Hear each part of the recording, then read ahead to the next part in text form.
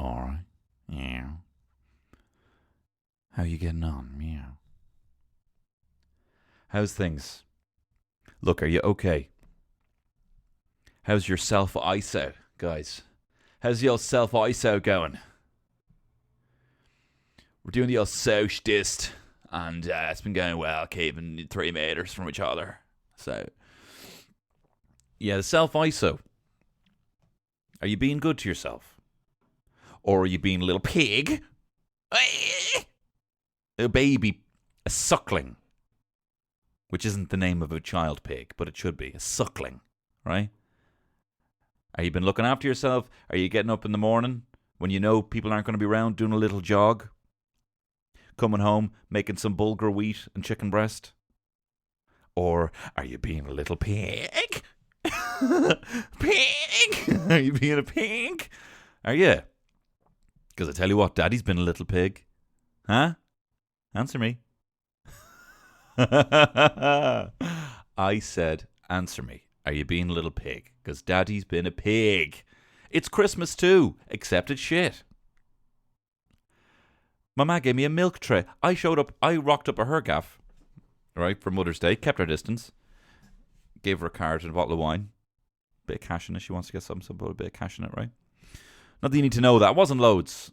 Mother's Day. It's on her bloody birthday, you know. And she gave me a bloody milk tray on the way out. Not to mention the fact that I honestly had on Friday, right? I had a Chinese like I was about to be killed. I had a Chinese order like I was about to be shot on death row or get the lethal injection. Get the old lethal injection, right? I got Chinese, and my wife would normally be like, it's a bit much. Maybe, you know. See, what's great about my wife is she doesn't mind if I put on weight. Not that she have a go, but she wants me to look after my heart, right? She'd be like, well, look, I can care. I find you attractive. I can care, if you're a bit hefty now and then. You know what I mean? But just look after your heart, right? So normally this was my fucking order, right? I'm a pig.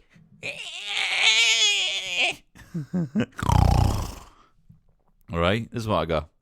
This is Gary. Well, I don't even know if this is Gary. I think this is fucking common sense that you shouldn't be eating this much, right? Got 8 chicken balls, right? Didn't go for a fried rice this time. Went for a chicken fried rice, which is a bigger portion of fried rice, and there's bits of chicken in it. And it's rich AF, right? Big tub of curry sauce, big massive thing of chips, and I got a soup as well. I got a little chicken mushroom soup. Keep it light, you know what I mean? Keep it light. And I'll tell you this, right? We sat down, we watched What They Do in the Shadows. What We Do in the Shadows? Whatever. My bloody peer, Jermaine Clement, fellow content producer, and Taika Waititi are probably like, Tony, come on, you know. I can't believe my fellow content creator didn't get that right. Whatever, What We Do in the Shadows. And I'll tell you this, right? The Chinese, right? No, I'm not talking about the people. They're having a horrible time right now. Right? I'm talking about the meal. My favourite meal. It was a good Chinese. Got it from Oki, because the local one was closed. Is this interesting for anyone? I'm talking about being a pig, right? And I got the Chinese. And I piled it up. I piled it up in case my wife wanted any of my food left over in the little dish, right? I stacked it. It was a mound. Olympus Mons. More like Olympus Mons, right? Are you familiar with Olympus Mons? Olympus Mons is the highest mountain in the galaxy, or so we know. Olympus Mons is on Mars, I think, right? All you junior astronomers or astrologers, I don't know which is which. If you can tell me an easy way of remembering what one's the cards and the tarot, and what one is the telescope, right? Actually, do you know what? I'll just fucking Google it now. Astrology is okay. Here's a way. Astronomy. This is the way I'm going to remember it, right? And you can remember this as well. Astronomy is the telescopes. I've just found out, and astrology is the cards and the tarot. right? So this is how you remember this, right? When people are talking about star signs and you're feigning interest, you can say, astrology, that's kind of interesting. Not. That's how you remember that. Astrology, that's interesting. Oh, so astrology, that's interesting. I didn't know I had so many character traits as a Libran, right? And astronomy is because it involves me. I'm real. This is the real world, and planets are in the real world. Okay? Stalactites are from the top, and stalagmites are mighty from the ground. So you remember that. Ant and deck. Ant is not small like an ant would be. And deck is smaller than ant. So you remember that. Left and right. L, left because you're not left-handed. Right is the right way of writing. And if you're left-handed, I don't know what to tell you. You look at the little L. Isn't it mad how you can have... What did I start talking about? The Chinese. All right, Olympus Mons. I'll get talking about I'll continue talking about my hands shortly. Olympus Mons of Chinese, Olympus Monch box, right? And I tell you, the first bite was what I was after. And honestly, I don't like how I went out in the car, right? Because I'm a driving man, as you know. Still obviously a learner. Or I'm a lick-out master, as you know. I'm still a lick-out master. I haven't graduated, as it were, to new driver, right? Tell you, there's a lot of terminology been thrown around the Tony Cantwell wiki. I know no one's created it yet, but if you did, a lot of in-jokes. I tell you, it's bloody... No, whatever. I don't matter. I don't have a joke for that. I tell you, it's like bloody... Why am I thinking about Jesus, right? I was going to say in-jokes, right? I tell you, it's like bloody Mary and Joseph doing bloody stand-up at the end. But they didn't even go into the inn. There was no space in the inn. There was no room in the inn. There was only room at the back. No, I tell you what, you can fuck off to the stable behind, though. Oh, you're pregnant? Right, well, look, it's not much, but there's some fucking horses out the back. You can lay your babe down. Listen, my wife is with child. We have travelled through the night. I am from Nazareth. Or Bethlehem, whatever. I have to come back because of this bloody census. Is there anything you can do? Please, I'm with child. Listen, I don't have any room here, but there's some fucking horses out the back. You can lay your child down. We'll take it. Thank you. Thank you. This boy? But this boy lays with horses. How is he the Messiah? This boy? This is meant to be the King of Kings. What's the name of the wise men? We're back onto astrology. Isn't that interesting? Wise men names. Balthazar. You talk about the one who will bring balance to the force. You believe it's this boy? And I'm not saying it's Balthazar, Sam Jackson's line, because he's black. Although it is nice how we know one of the wise men was black. I bet he was like the funky one. Do you know that? I don't know. I'm not going in that route. But he probably is the cool... For me, look, I'm not saying... Whatever, I don't know. I don't like the route I'm going here. Balthazar, the wise man. Or was it Casper who was black? Balthazar was... He was a... Yeah, he looks black in this. He looks like a black man in this. Balthazar...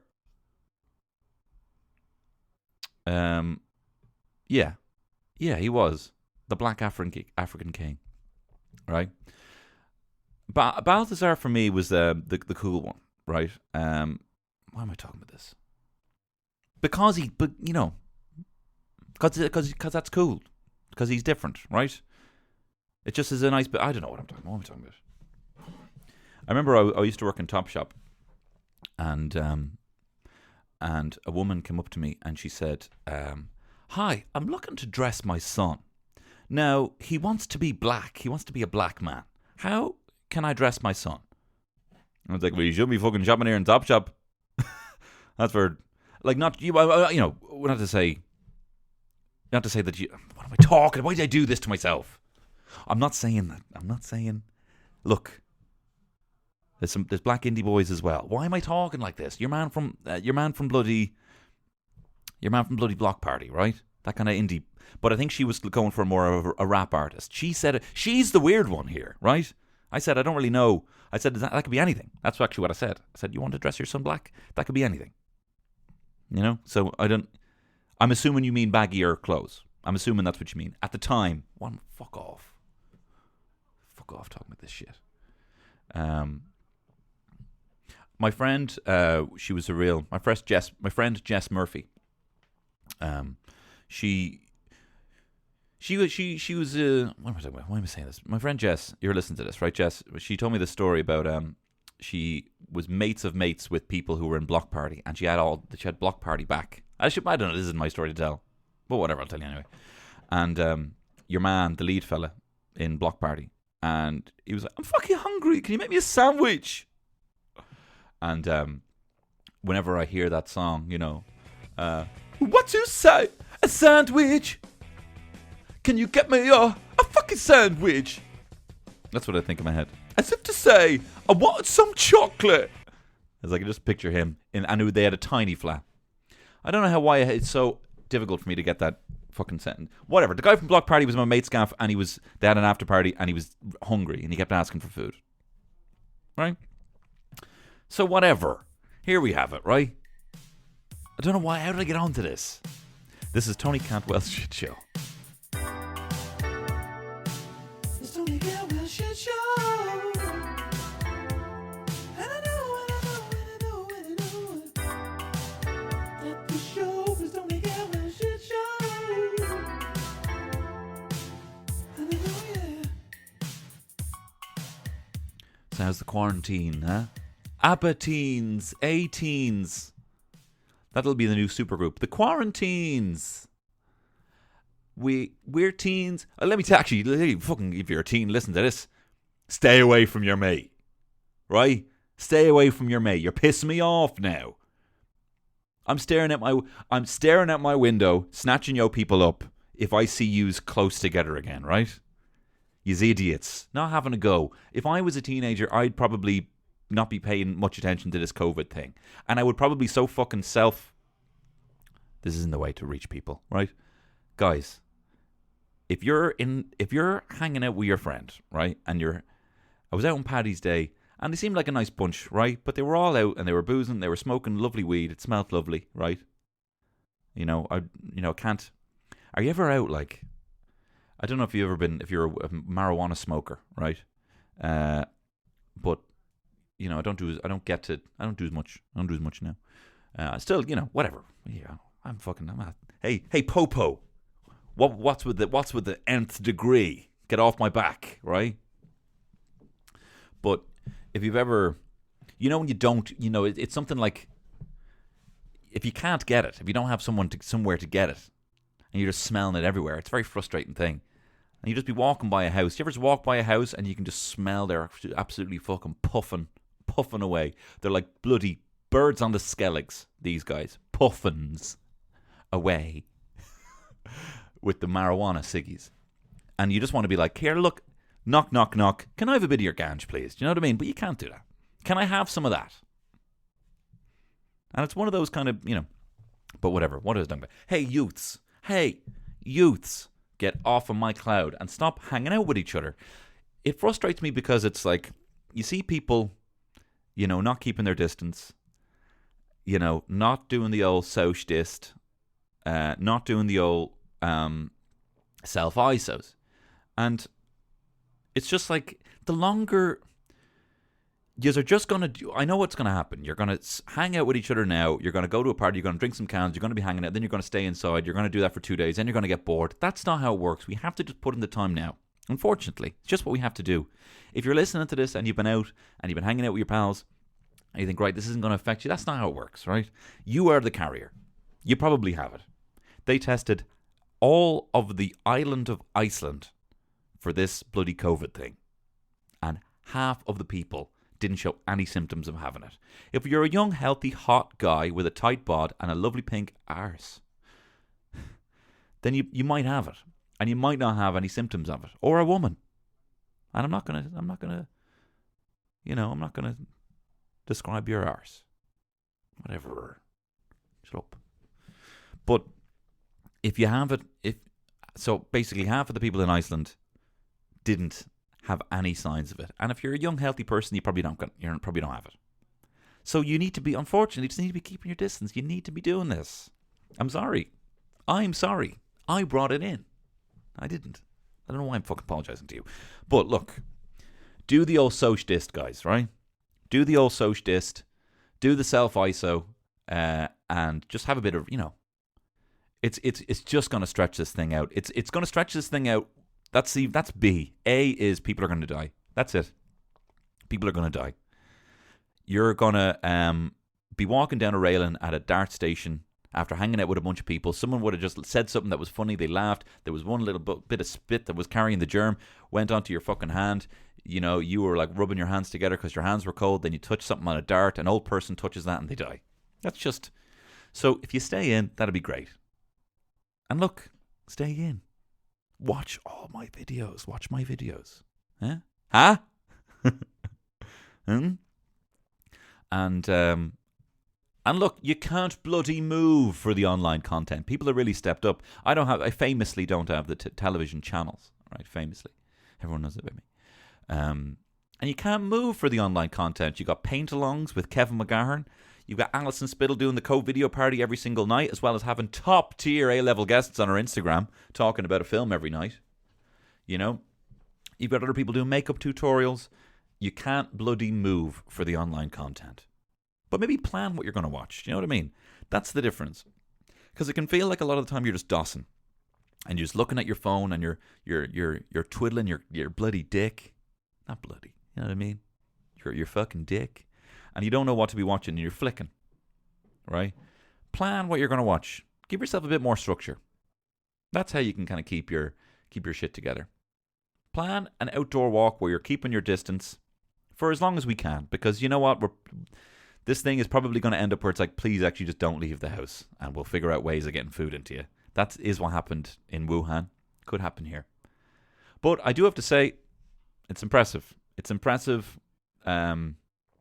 It's impressive that, you see all these things like the UK and the US taking these measures after Ireland.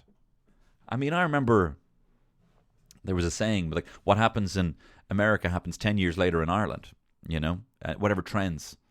Like bloody line dancing. Hey, do a bit of line dancing in your house. Whatever. I've run out of stuff to say on that. What else is there?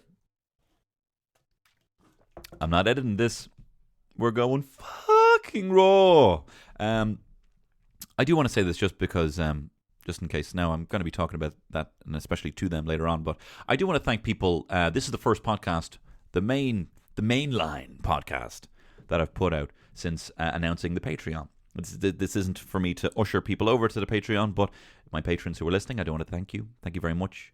Thank you very much for, and just to be a bit genuine here, right? Gary's going to have a bloody field day with this, but in a very unstable time.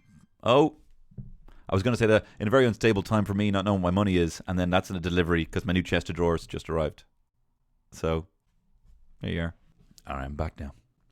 Just getting my chest of drawers, guys. Huh? You're not answering me. Ordered a top drawer content. Ordered a up there a blind boy chest of drawers. They're online, and I tell you, they're more expensive than you think. Is this?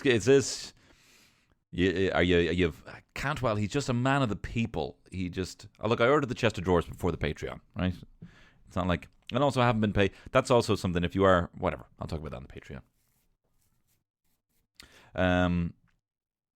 But what else? What was I going to talk about? Yeah, hey. So, this bloody COVID thing. I'm not going to talk about it too much, but this bloody COVID thing. What the fuck were they thinking with that Imagine video? Gal Gadot and chums. Hey, Gal Gadot, what's your brother name? Bloody Guy Gadot? Gadot? Fuck, I fucked that up. Hey, Gal Gadot. What's the name of your brother? Gadot? Gal Gadot. Okay, we get you're a woman. You're an attractive woman. You have to call yourself Gadot? Whatever. Shit. Patter from Tony Campbell.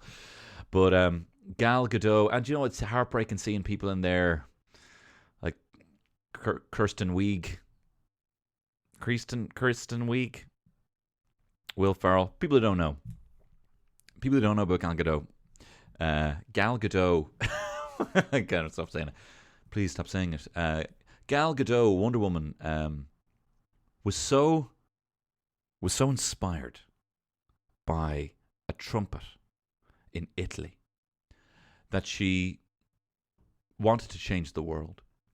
And what she chose to do was, from her penthouse apartment, was to get in touch with a few other influential figures, people, the movers and shakers of Hollywood.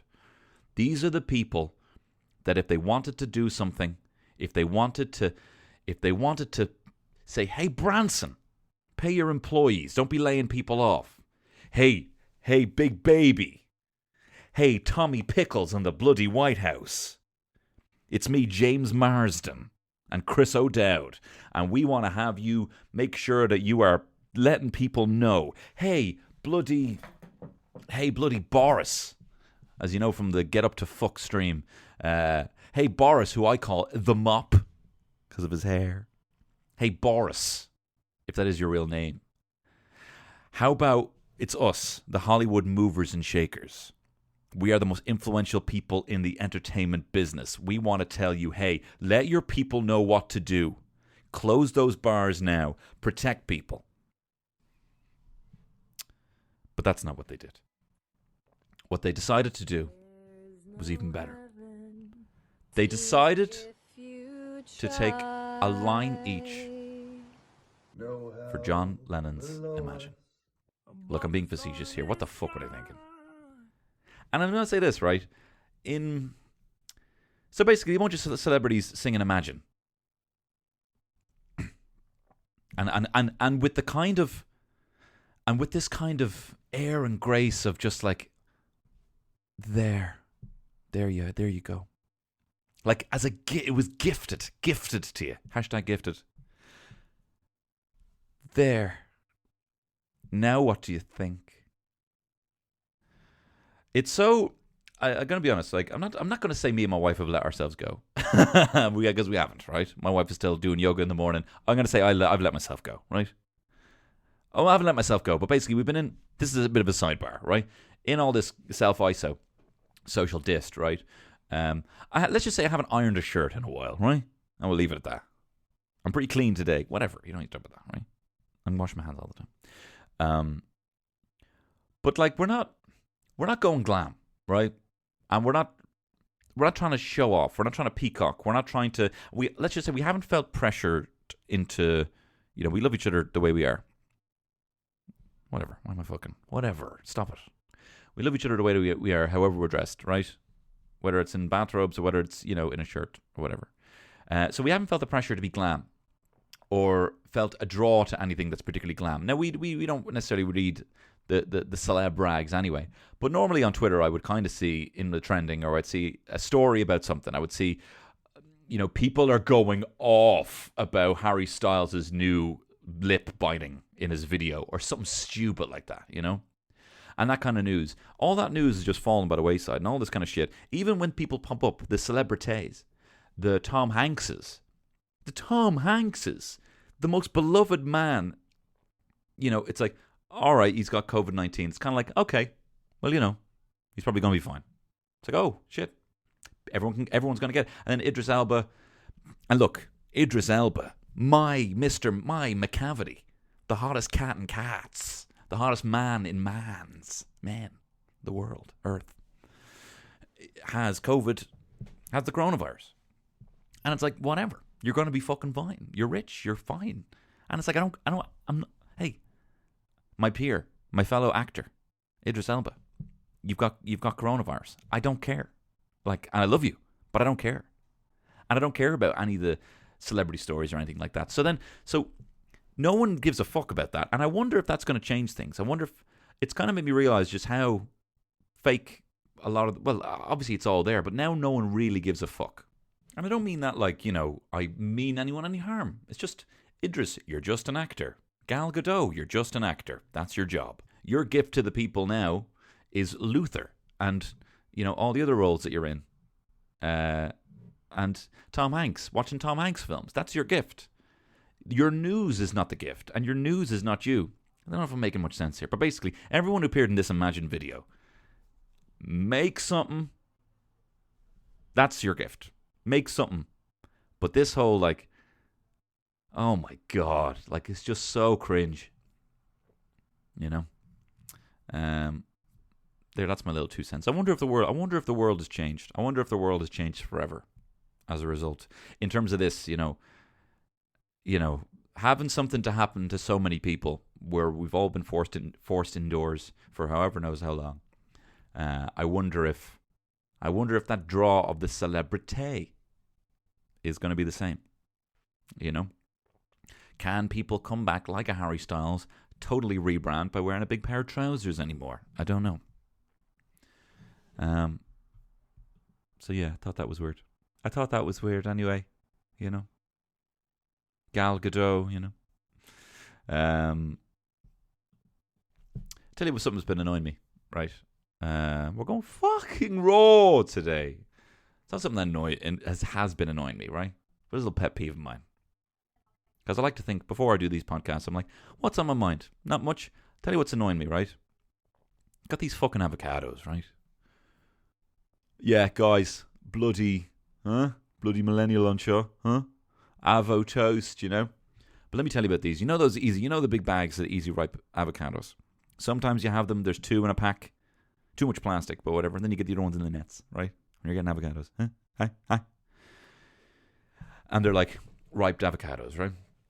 Me and my wife think we got a little cheat going. We're like, I tell you, yeah, you get it's bloody, $2.90 for 2 avocados when they're ripe. Get the ones that aren't ripe, ripen them at home, and it's only bloody 60 cents. Let me tell you this, they're fucking ornaments. They never ripe. Got a whole bowl. I want some avo.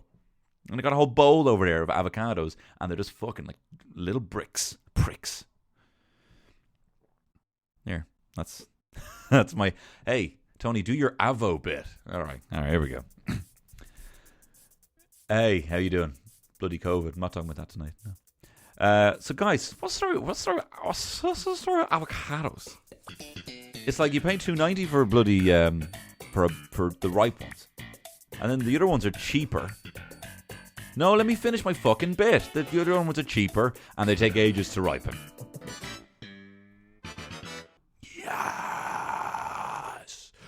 Yes. Here's a question for you. Here's a bit of an icebreaker to ask people when you're pushed for a conversation, and you will be strained, right?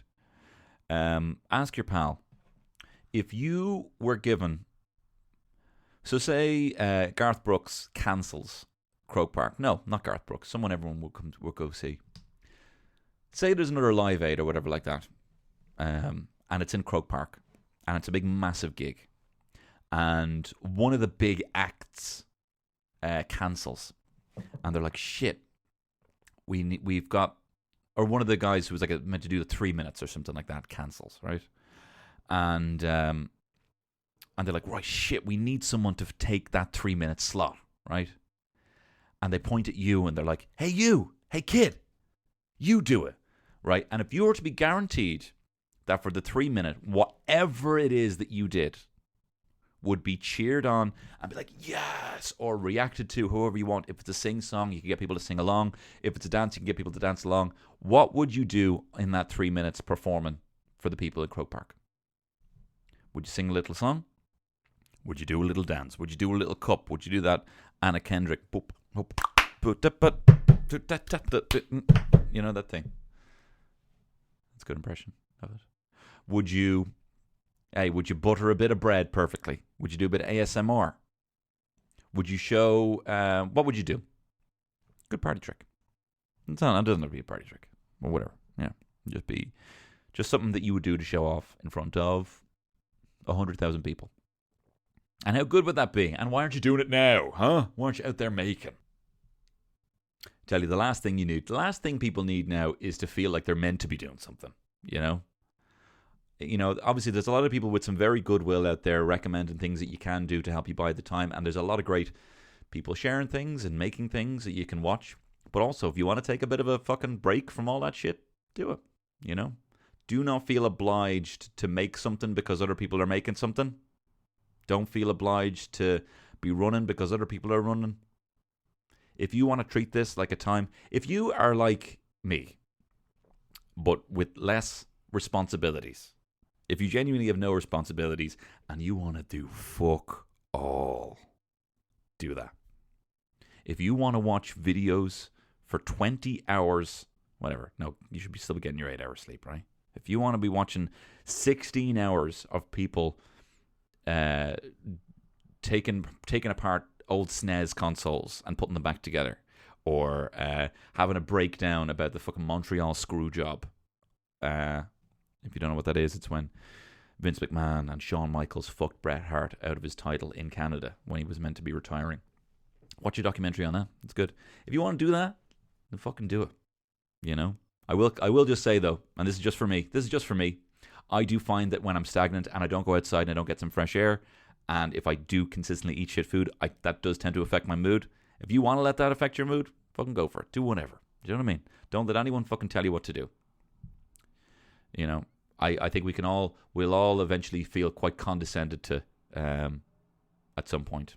Just, it's the nature of being cooped up indoors. Although I tell you the worst thing that ever happened to me in terms of being condescended to was finding out what the word condescend means. Because before then, I just thought people were being nice. Oh, Tony, that's so great of you. Oh, thanks very much. Oh, he's very condescending, wasn't he? What's that mean? And actually, let's get the definition because I couldn't be able to tell you.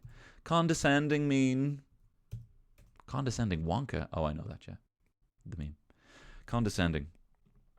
Having or showing an attitude of patronizing superiority. That's another one. Didn't know what patronizing meant, right? Patronizing. Apparently kind or helpful, but betraying a feeling of superiority, right? So before I knew what either patronizing or condescending meant, I just thought everyone was being sound. Oh, nice one, Tony. Yeah, no, really good. That's more ironic, actually. It's more ironic.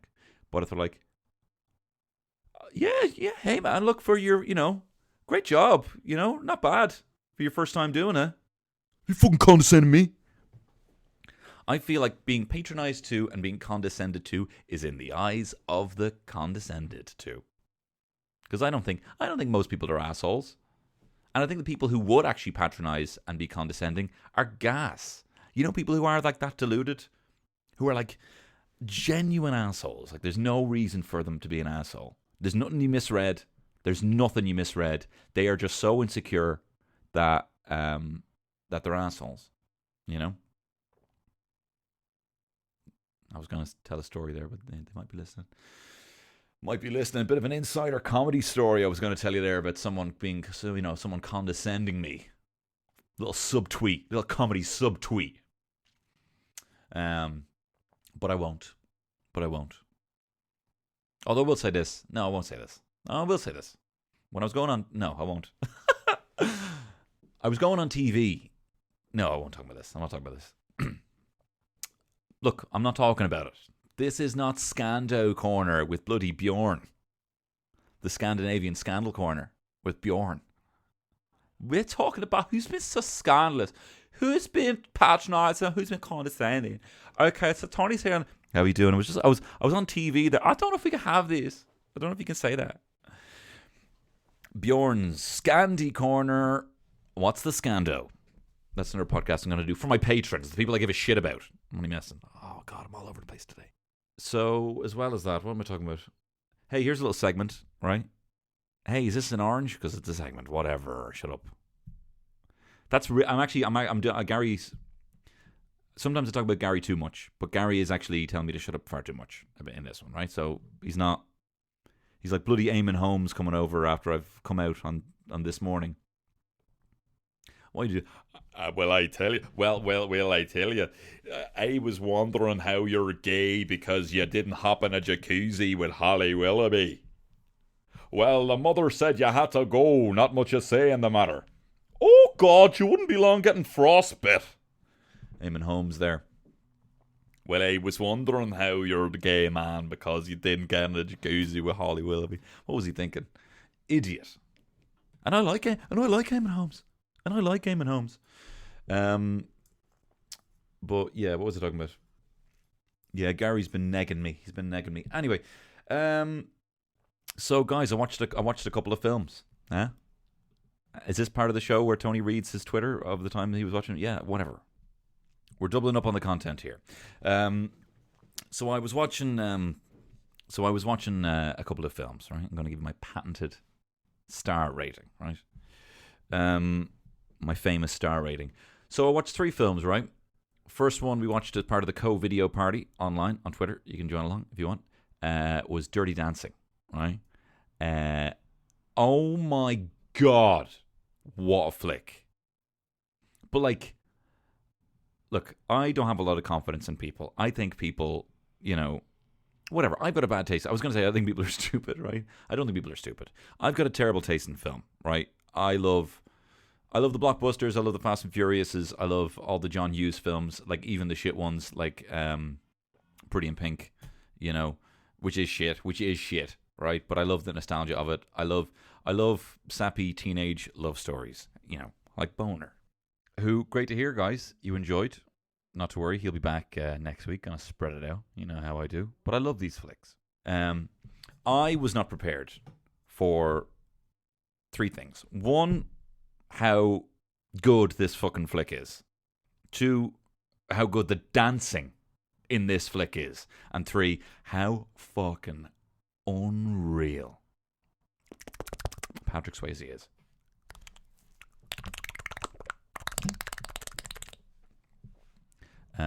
Sorry about that noise. Patrick Swayze in this film is a god. Actually, sorry, just that noise there. Could you imagine, right? If there was, could you imagine now that we're not populating as many areas? You see all those monkeys having those big street fights because the areas are normally packed and that's where they get their food. Imagine we're overrun with wanking monkeys and we're there and it becomes a regular occurrence that on your windowsill, you'd be having a chat. So, Maureen, I was just saying, what the fuck? Go away.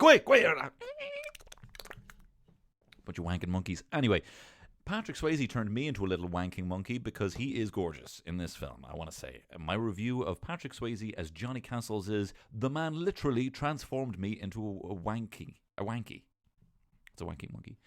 Another bloody wanky hearing. It's a horrible noise, whatever. This is a blue podcast, guys. It's a blue show. I'm like the bloody Roy Chubby Brown of the podcast game. But anyway, Johnny Castles is a god, right? So anyone who doesn't know the plot of Dirty Dancing, basically, you got this, upper middle class, Jennifer Grey's this upper middle class, who is brilliant in this. And she's brilliant in Ferris Bueller. I haven't really seen anything else she's in, but she's brilliant. She's brilliant in these. Although she is kind of, I don't want to talk about it, whatever she did. She was in the car with Matthew Broderick, who killed the guy. Shit. Well, she wasn't driving. Whatever. Don't know if you know, Matthew Broderick killed a guy, or it could have been a woman actually. I completely forgot about that. She was in that car. Jennifer Grey, Ireland car crash.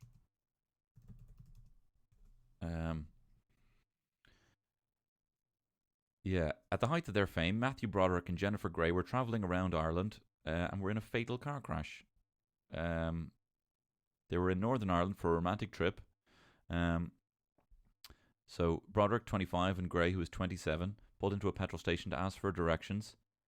After being told that their chosen route was stupid, an off-duty policeman offered to lead them in the right road. Broderick declined the offer, right? Went down the wrong road. There was a huge downpour rain. They decided to take another break at a petrol station. This time they found their bearings, waited for the rain to stop. Less than a mile from the petrol station, 80 miles west of Belfast, they collided head-on with a car driven by a 28-year-old woman named Anna Gallagher. She was driving with her 63-year-old mother, Margaret, and both women were pronounced dead. The road was reportedly straight and simple, spurring speculation the actor may have begun to drive on the wrong side of the road by habit. Ken Ramsey, a local fireman at the scene, said the car had to be cut down the side to give Broderick first aid. Following the accident, he was charged with causing the death by dangerous driving, faced up to 5 years in jail. He was later convicted for careless driving and fined $175, a fine to the family's victims. Well, there you have it now. That's kind of put a bit of a dampener in that. Matthew Broderick. And apparently he offered them no more than a note to say that he was sorry. He was meant to meet the family and actually didn't. So there you are now. Think about that the next time you watch bloody Ferris Bueller and Inspector Gadget. Horrible. Look, it was an accident. You know, accidents. It's just very unfortunate. So, anyway, Jennifer Grey's great in this. Really, really good. You really buy that whole, kind of, innocent kind of girl, with whatever. I shouldn't have brought up. Oh, look, this is the reality. No, they're just humans. They're just actors, and some of them have accidentally been involved in some horrible things. Whatever. Anyway, where's me bloody tweets? Anyway, so at first you see Jennifer Grey, and she's a shite dancer. She's shite. She can't even do a bloody hula with the blonde dancer teaching them what's going on, But then, honestly, right, when Johnny Castles rocks up, and he's wearing the sunglasses, and he's getting a bollocking from your man who looks like Don Rickles, and your man's telling them, and this is the word from upstairs, right? Don Rickles is telling the staff, you need to get out there, you need to show these ladies a good time. He is saying from on high to recommend to be sleeping around with these ladies. And one of these guys, I forget his name in it, but he's responsible for getting your one, the blonde one, knocked up. And then starts trying to crack on to Jennifer Grey's sister. But look, I'm ahead of myself here. When Patrick Swayze shows up he looks like the most perfect man ever. He's got this cool hairdo. He's rocking these sunglasses. Some guy's getting all lippy with him, and he just gingerly just tosses a little napkin on the ground. Just knocks it over. Being a show-off, right? And then when he rocks up as the actual dancer in this, he's bloody brilliant, right? He's bloody brilliant. So his mother is a ballet teacher, and apparently, so says his wife, used to bully him. And so much so, I think his father at one point said he was going to leave his mother if she continued to bully him. So, even though he's an impeccably looking guy, with incredible eyes, by the way, and I kept bringing him up. I was talking to a pal of mine, and we're writing this thing, and I said, I said he's not a real attractive guy. Like, he's no Patrick Swayze. And it just felt so laboured as a reference. Like, hey, this guy's hot like Patrick Swayze, but it was on my mind. I couldn't get him off my mind. And the story goes basically where, and it's a really good story. And it's really, there's a lot of depth to the story. There's some characters who don't do much. Patrick Swayze's cousin is like, hey, Johnny, oh, that's the guy who blah, blah, blah, blah, blah. Like, he's all exposition, which I actually learned from watching Alison Spittle's Instagram Live. Deborah Francis White was on, and she was saying that apparently this guy, the cousin, was apparently they just had to keep cutting the lines down and down and down and down to the point where the cousin's only lines were just pure exposition. Just like, oh, I bet you're wondering if they look like a couple, huh? How are they together? Oh, well, Johnny's the guy, every summer, blah, blah, blah, blah. He's setting the story. But the dancing in this is unreal. Patrick Swayze is an incredible dancer. Like, he's perfect, and he has this intensity about everything he does. Like, grab, and then he's got these really high-waisted, almost like matador trousers. And I was like, I know they would never work for me. I know this kind of cummerbund and high-waisted pant would never work on me. I don't look like Patrick Swayze. He's got just nothing but his back. Anyway, honestly, there's one scene in this where he is watching Jennifer Grey's character and the blonde one dancing, and he's just sitting there with his legs crossed, and his forearms are just sweating. Like, honestly, like, this is, you know, I've said this before. On the Kinsey scale of how gay I am, right? I know how much I love boobs, right? And there's no getting away from that, right? But this, honestly, this was very confusing to me. There was a bit in it where so I'll get to this bit, right? So basically, the story goes, Jennifer Grey is wanting to get in with this cool crew, right? I think she's got a bit of a crush on Johnny Castle's Patrick Swayze, right? And she ends up going to this this dirty dancing party, this party where they're dancing and not doing the kind of tango and stuff. They're just, you know, listening to, oh, won't you stay just a little bit longer? All those kind of tunes. And they're like grinding on each other, you know. And he's going around and literally humping. He goes up to one point where he's just humping people and moving, but it was fine then. And they seem to be having a good time. And then he goes over to his cousin, humps him out of the way, and then humps in the direction of Jennifer Grey, being, what's she, like with his dick, what's she doing here, humping? And he's like, oh, she helped me bring a watermelon. Or she says, oh, I brought a watermelon. And then she's like, oh my God, I can't believe I said that, morto, right? And then she tries to get in with this crew, and then she finds Patrick Swayze's best friend, this young blonde one, and she's knocked up. This blonde one's all crying, and he finds out because Mr. Exposition says, oh, she got knocked up by the waiter guy, right? And then it was like, oh, what are we going to do? And this is 1962. How are we going to get an abortion? You know, how are we going to abort? That's going to be her dancing career ruined. You know, because she doesn't want the baby, and she had it under. She thought she loved the guy, and then he ran. Then the guy fucked off. You know, what's a girl to do? So then she goes to her father, and she's like, Jennifer Grey goes to her father, and she's like, hey, look, Dad, look, I need money, and I can't tell you what I need the money for. And the guy's like, all right, hey, go for it. And that's when I realized, right, that I'm of the age now where I'm no longer putting myself, and I do find it confusing, right? I've now put myself in the dad role of Jennifer Grey's dad, right? Because I'm like, whoa, what do you mean you can't fucking tell me what the fucking money's for? I was getting angry. And like, he seems like a trusting enough guy, you know? But that patience is going to get worn out later on, right? Well, we'll get to that. So she asks her dad for 250 quid. So the blonde one who's got knocked up can get the money to go to some doctor, some black market abortion doctor, and get an abortion, right? So she gives him the money, but then it's like, hey, I can only get the abortion on this Tuesday. That's when we have to dance the tango or whatever. I need a dancer. So Jennifer Grey's like, look, I'll do it. And then that's the thing. That's why she's learning how to dance. If you've never seen Dirty Dancing, you've always wondered what's going on. That's what's happening. So Patrick Swayze is teaching her how to dance. And in doing so, they're falling in love. But what's good about this is that he doesn't start getting creepy. She starts perving on him and getting comfortable with him. At first, she's like this, like, doe-eyed, you know, innocent. But then she's like, no, you know, fucking take your fucking shirt off. Get your fucking shirt off. And there's a scene where they're practicing this lift because it's part of the dance. And so they're practicing it in the water, right? And honestly, I was watching this, and Patrick Swayze obviously looks great, you know.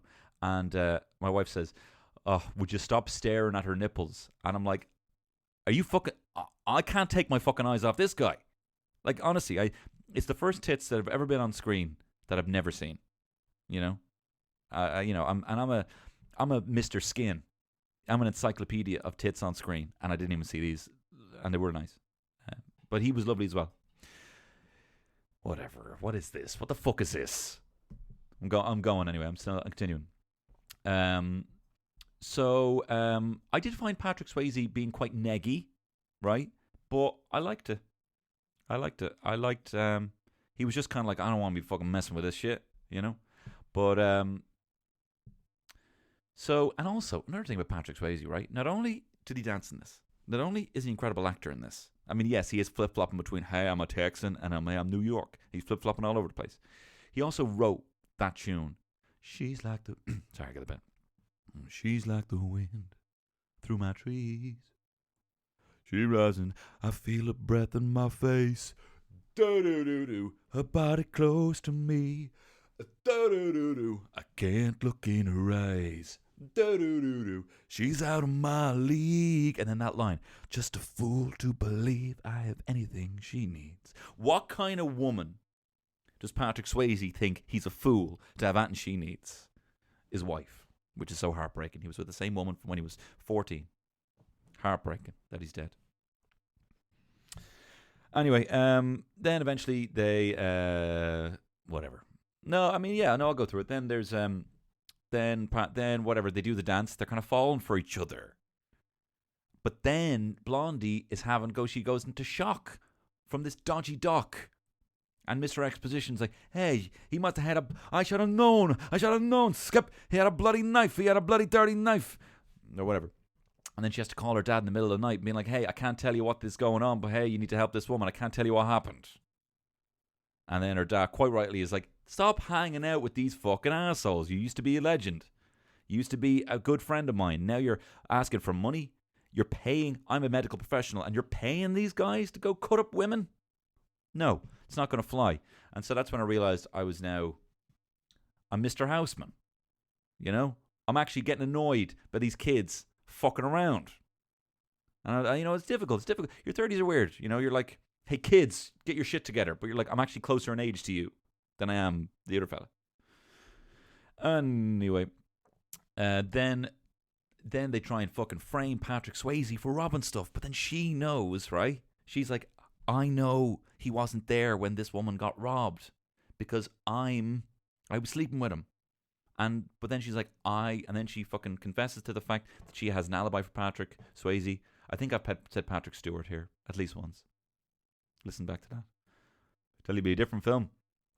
It'd be a different film. It'd be bloody Engage in Riding. Whatever. I don't know what I'm talking about. But yeah, anyway, then he goes off, but then he comes back.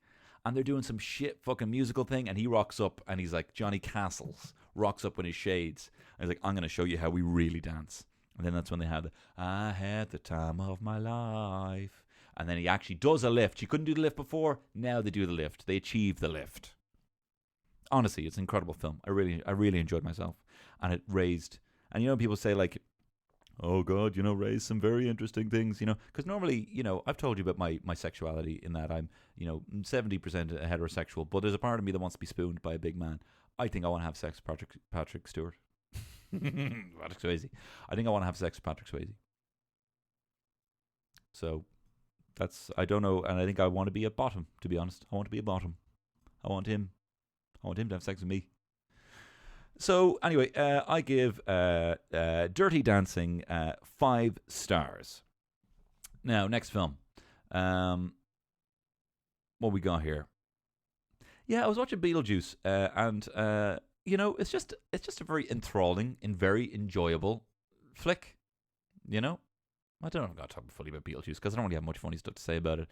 But Beetlejuice, great flick. You got Danny Elfman leading in the score. Dun, dun, dun, dun, dun, dun, dun, dun. But I thought it was a bit overkill, to be perfectly honest, because I watched Ed Wood after that, and that was a Howard Shore musical, and it's kind of all space age, and I thought that was Danny Elfman, because I think Danny Elfman did Mars Attacks, and that's very similar. This might be interesting for 3 people. But yeah, I thought Beetlejuice, and I think that was one of his first scores. It's fucking overkill. It's all like, hey, called up to the big leagues. Danny Elfman's like, hey, I want to get out of fucking Oingo Boingo. Oh my God, your film score? Yeah, I can give you a film score. Dun, dun, dun, dun, dun, dun. Okay, rein it in a bit, man. Here, rein it in. I forgot they died in this. I forgot fucking Alec Baldwin and Geena Davis, who was just so lovely in this. I miss Geena Davis. It's so annoying that that you fucking like I'm watching all these films and like all the actors still have careers after them. You watch these 80s films and all the women, all the lads you still see knocking about. You know what I mean? Like you watch Ed Wood and Johnny Depp still knocking around. You don't see much of Patricia Arquette that much. You don't see much of Sarah Jessica Parker outside of Sex and the City. All the kind of the women. Jennifer Grey, you don't see around much these days. You don't see her in the and they fully deserve it. Like aside from the fact that they're very attractive people, incredible actors. And also, I realized that I forgot a lot about what happens in Beetlejuice. Beetlejuice is where Alec Baldwin and Geena Davis, they have a lovely old house. They die, and they're kind of caught in purgatory in the afterlife, and it's wacky and like like quintessential Tim Burton with crazy, which actually with incredible stop motion like graphics. Like not you think like even the stuff that you see in like the Wes Anderson films. I think this stuff looks even better. The way the faces are morphing. Like I still think a lot of the stop motion stuff looks like that Ray Harryhausen stuff, like the Jason and the Argonaut stuff. But I was very impressed, and I forgot how good, just how fucking good analog, because it just captivates the eye. It just draws the eye. You compare the scene with the sandworms in Beetlejuice where they're jumping up and down, or even just the weird the terrible green screen of Beetlejuice talking to a much bigger version because he's in a little miniature scale thing. And you compare that to the fucking, Geonosis fight in episode 2, Attack of the Clones, which is all digital and there's a million things happen. And it's just like nothing here is captivating or drawing my eye. But it did remind me that I actually hadn't seen Casper in a while. I kept thinking the plot was Casper. I kept waiting.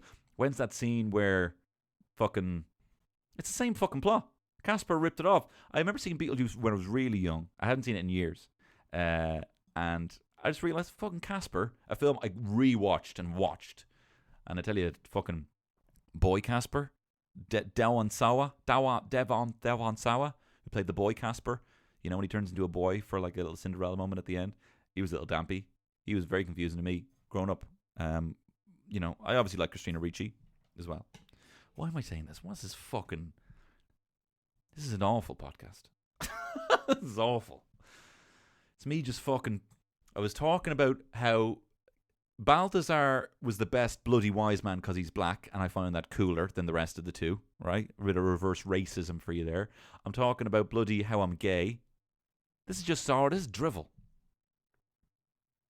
But I tell you, it's fucking raw. We're going away. We're still continuing this. A shame that then... So anyway, then they die, right? Then Alec Baldwin, who kind of phones it in this, right? Because he's a smouldering guy. I wasn't impressed with him. Impressed with Gina Davis. She can do no wrong, as far as I'm concerned. And then a new couple move into the house. You have Catherine O'Hara, who was fucking hilarious in this. You know, I forgot that she had a big flick before Home Alone. And she's hilarious in this. And her... What's the name of the dad in this? Beetlejuice. Beetlejuice dad. Jeffrey Jones. Anyway, he's a nonce. He was soliciting a minor to pose for nude images.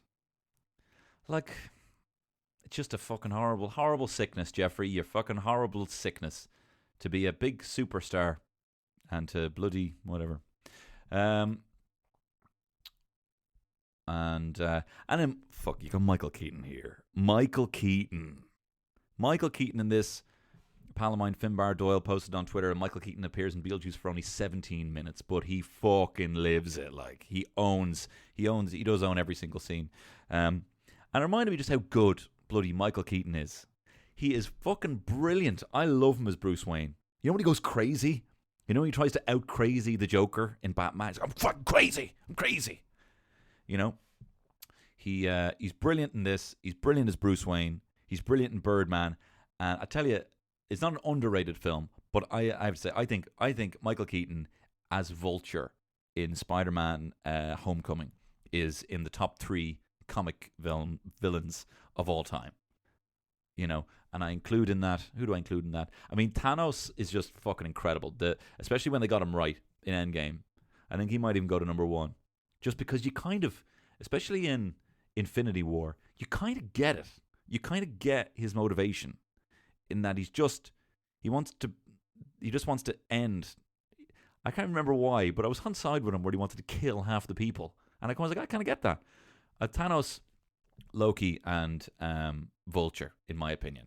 And for different reasons. You know, some of them are too big. I think, I think Loki was such the right choice to bring back for the Avengers flick after Thor. You know, and Thanos just this big. I can't really think of anyone else. So what, fucking Ironmonger, bloody Ronan. Who else was there? That Abomination. Like who was it? And you know what's so frustrating is that Ultron should have been the best. You know, James Spader being James Spader as a robot. But I don't know what it is about that flick, Avengers 2. Just doesn't interest me at all. I haven't even rewatched it. It just seems so disposable. It doesn't seem like a pillar the way the other flicks are. And it's not an easy thing to do, you know? I mean, it's better than any of the DCU Extended Universe flicks. But anyway, the reason I say this is that Michael Keaton as a Vulture is just this whole thing of like being terrified. I don't even think this is my line. I think someone even said it on my Twitter. Eric Fitzgerald, who retweeted, especially when as a teenager, your first real villain in life was your girlfriend's dad. Great point, you know? Just this terrifying figure anyway for a boy. So it's kind of like this arch villain that carries into his boyhood. And you kind of get it, like, it's just a guy, he's a laborer, he comes into a bit of money, he spends a lot, he's essentially made broke and not propped up by the banks. You can kind of get it. It also paints it in a real world. It really includes Spider-Man in this whole universe, in this kind of post, Avengers 1 universe. And just that scene when he opens the door and he has that real genuine smile, or when he turns back, when Peter's in the back and he kind of turns, he's like, don't mess with me. He's just so intense. It reminded me, I don't know if you've ever seen Pacific Heights, where Michael Keaton plays a lodger. Basically, who is it in it? It's your man from bloody... Anyway, whatever. He plays like a lodger who won't move out of a house, and he's like a con man. Pulpy shit film, but he's just Michael Keaton. Love him, right? I often say as well, I've said this to my mate Joe, Michael Keaton brings up his son a lot. Like, he is a gay man for his son. He's a gay for his son, right? When he collected his Golden Globe, he's like, for Birdman, he's like, I want to tell you about my best friend. My best friend is kind. He's loyal. He's funny. He's talented. Did I say kind? Did I also say he's my son? He's my son. And you see him, like, there's a compilation you watch on YouTube, Michael Keaton talking about his son. He fucking loves his son. And look, most dads love their sons. It's great. But it's just, he's so unapologetic. At first, I found it quite cringe, but now as I get older, I find it so endearing. He just fucking loves his son. And and me and my mate Joe, we went down a kind of a YouTube rabbit hole about Michael Keaton loving his son, being gay for his son. And there's a video, because his real name is Michael Douglas. So what's the name of his son? Michael Keaton's son. Sean Douglas. If you type in Sean Douglas wedding on YouTube, you can watch a video of Michael Keaton's son's wedding video. And Michael Keaton, I fucking watch this shit. And you see Michael Keaton, literally every time his son does anything, he's the first one to stand up and applaud. He is the first one to, like, his son walks off the aisle with his wife, and Michael Keaton gives him a kiss. Like, literally, they're trying to do their exit, Michael Keaton interrupts it to give him a big kiss. You know? Because his wife, or his baby mama, unfortunately, has fortunately passed. So he's like, he's just ultimate proud dad. Anyway, Beetlejuice is alright. I give it 4 stars. No, it's a 5-star flick, but whatever. I don't know. 4.5 stars. I give Beetlejuice 4.5 stars. Because, I don't know. Whatever mood I was in. There you are. That's whatever mood I was in. It wasn't giving me 5 stars. What other flicks were we watching? Coming to America, right? This is the last one, then I'm going to leave you with this, right? Watched Coming to America, right? This is Eddie Murphy plays prince of a very wealthy, rich African nation. Like, it's fucking Black Panther. Like, Black Panther, totally, which is class. Like, this kind of, I don't know anything about it, but I think I don't know the mythology of the kind of, like, these Nubian kings, like these, from the really rich African nations. I should know more about it. But basically, Eddie Murphy, John Landis flick. And, like, this film is so much better than it even needs to be. But just John Landis is just an incredible filmmaker. Like, the first scene, just the setting of his castle, like, the setting of even just tracking down. So basically, the premise is he's a rich prince. He goes to New York to try and live a kind of pauper's life, to find someone he loves, to find a wife. but someone who loves him just for him. So he's like a really good guy, you know? So him and Arsenio Hall go to New York, and it's kind of funny, fish out of water stuff, while also, like, you know, he's being treated as this kind of pauper. But it's just, like, even from the start of this, just the panning down into this kind of kingdom, this beautiful kind of palatial kingdom, just looks unreal for 1988. I think it's 1988. Gotta check here. Coming to America. Yeah, 1988. And it's just unreal. And in the credits, right, it says super special effects by Rick Baker, right? Rick Baker, who did American Werewolf. I mean, did everything. Rick Baker, right, let me tell you about this, right? This is how much of a fucking hack. Or no. This is how lucky George Lucas got in making Star Wars, right? You know the cantina scene, right? All the stuff was shot with the guy with the weird face that looks like shit and the other guy, right? And so basically in the cantina scene, Luke Skywalker and like, you're droids, and the whole bit, right? That thing, the Han Solo bit, was all shot, right? And there wasn't much of a cantina scene. Rick Baker says, right? He says, look, in my garage as we would say, I have been fucking around for years making weird aliens and weird monsters. I am willing to give you all these masks, and we'll reshoot in the cantina setting, and we'll just fill it full of these people, and you can use every single one of my masks, right?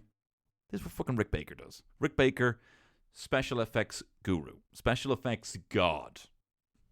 I mean, how he did that scene in American Werewolf in London with the transformation scene, it's just incredible, right? And it just looks better. Anyway, not gonna. So then George Lucas is like, yeah. And what do you get from that? Like, I really hope Rick Baker is getting a kickback on all those weird aliens and stuff. Like, that's why you have a guy who looks like the devil. And people were slagging on the Mandalorian. People who weren't au fait with the cantina scene, who know that there's actually a species of whatever it's called, I'm not going to look it up, who have big horns and look like devils, right? So all of these creatures were just pre-made by Rick Baker, and then we were repackaged, you were slapped on a plastic lunchbox, and they were sold. And they were sold by George Lucas, making a profit off Rick Baker. So when I saw that Rick Baker was in this, like, what? Coming to America. All I know about this is it's kind of fish out of water story of a king, and Eddie Murphy kind of. I thought it was Eddie Murphy being dumb. I thought it was because I'd heard it was kind of problematic. Turns out not that problematic. I mean, some jokes are maybe a bit dated, but not too problematic at all. And I thought it was going to be Eddie Murphy making kind of, like kind of Borat jokes. Like this guy's from the fucking backwater, doesn't know what's going on. Turns out he's the most fucking affable character ever. Literally, like, he just smiles, that fuck you too. He's just so happy. He mops with the bucket in the scene. He's just hilarious. But what I didn't realize, Rick Baker has Eddie Murphy playing 4 different characters in this, playing this kind of cool Prince knockoff guy. He's just cracking up as like this wedding singer kind of vibe. He's playing an old Jewish guy. He's playing a barber. Arsenio Hall is playing 2 guys. He's playing 3 guys. He's playing whatever your man, Semi. He's playing a preacher and playing a barbershop guy. So, like this, and this just. I had no idea. I had no idea how good it was. And just how many films just have stolen from it. The Lion King steals from it. Aladdin steals from it. Sacha Baron Cohen's The Dictator, his opus, steals from this flick. Like, I was very impressed. And I was also very impressed with the action. I put a little tweet out and I said, the training scene at the start is better than the last scrap in Black Panther. You know the scrap where it's kind of like they're scrapping in the kind of Wakandan subway? I thought it looked like shit. When he has his kind of claws and he kind of swings around? Thought it looked like shit. But this is just proper people in people suits, a.k.a. their skin, not CGI. That's what I call people now. People in people suits. Just doing some fucking unreal training with staffs. I don't know what to say. Yeah, so then he gets a job in a McDonald's knockoff, McDowell's. Finds a girl he likes, which I kind of thought was bad form. There's a lot of movies that kind of promote the idea of stealing other people's girls. She's going out with Daryl, right? Daryl from So Glow. I don't know the song, but it was like that. Some Soul Glow. It was like the son of the Soul Glow franchise. Does this make sense to anyone? If you've not seen it, you should watch it. Great flick. And there's a bit. So how they get? So I'll go in order. I'll go in order of my tweets here, right? There's a bit where they fly by Concorde from, I forget the name of the country, Zanudia, and they fly by Concorde. And it's just such a shame that the Concorde, that we used to have faster planes. Isn't that insane? That we used to have much faster planes. You could fly from London to New York in 2 hours. Isn't that insane? That there used to be faster planes that we have. Now, I get that, and I think there should be other things like that. Things that waste too much energy that we don't really need. Oh, well, I could just wait another 5 hours and kill less of the Earth. I think we should do it. But it's just insane. So, like, this is the Concorde that Phil Collins got from one Live Aid to the other one. So he can make it in 2 hours. And he ruined 2 performances. This is where Led Zeppelin are like, we don't want any of our footage at Live Aid ever being seen because Phil Collins is now John Bonham. Whatever. He's not John Bonham. How about you try and fucking figure it out? Huh? Let me tell you, Phil Collins was the greatest gig I've ever been at, I've ever seen in my life, was Phil Collins live in the Point Depot. Yes, I call it the Point Depot, right? I call it the Point Depot. And there was a bit where Phil Collins, this is very late on the podcast, I'll probably bring this up again, although I've actually seen by my drop-off rates, most of you guys listen all the way through this podcast. So hopefully you're still listening to this. Best gig I've ever been, Phil Collins, right? He's doing In the Air Tonight. As you know, you saw from the bloody Cadbury's gorilla in the Air Tonight. There's the class drum beat in it, right? So Phil Collins, sorry, I'm getting fucking really wound up here, right? So Phil Collins is he's playing In the Air Tonight, right? And he has this kind of there's a pyramid stage, right? And at the top of the pyramid is a drum. No, at the bottom of the stage is a drum kit, right? And he's been using the kind of stairs to get up and singing Susudio up at one point. He's been singing, Against All Odds at a different part of the stairs. He's been using the stairs. He's been messing with the levels. But Phil Collins In the Air Tonight is playing, and if you know In the Air Tonight, it has the "You told me you were drowning, I would not lend a hand." Wake up off that grin. Oh, we've all been a pack of lies, but I know the reason why you've been silent. And he walks by the drums at the bottom, and he's walking up the stairs on the pyramid. I'm like, oh my God, I know because I'm a Phil Collins nut that he's not going to be able to make it all the way up those stairs and back down on the other side of this pyramid in time for the do-doom, do-doom, do-doom, brum-doom. But he's all like, but I know the reason why I keep silence up. Well, the hurt doesn't show, but the pain still grows. And at that point, another drum kit shoot up to the top of the pyramid, and he hops on it just in time. It's no stranger to you and me. Oh my God, my nipples even now are trying to lift my shirt up because it was the best gig I've ever been in. So, R.I.P. the Concorde. Anyway, whatever. What am I talking about?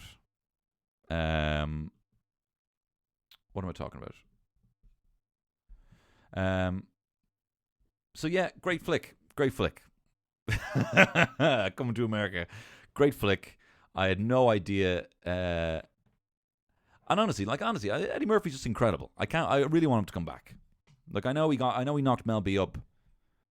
Didn't want to pay child support to the kid, and that sucks. That is shit. That is very bad for him. I don't know if he does now. He had a paternity test. It was all very public. The poor kid. I mean, that's all fucking public. Anyway, I think he's accepted the kid.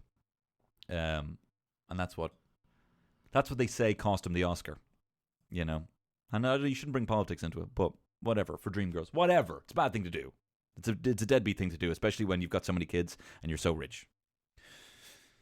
What am I doing? Whatever. Eddie Murphy, class in this film. I give Coming to America 5 stars. There you go.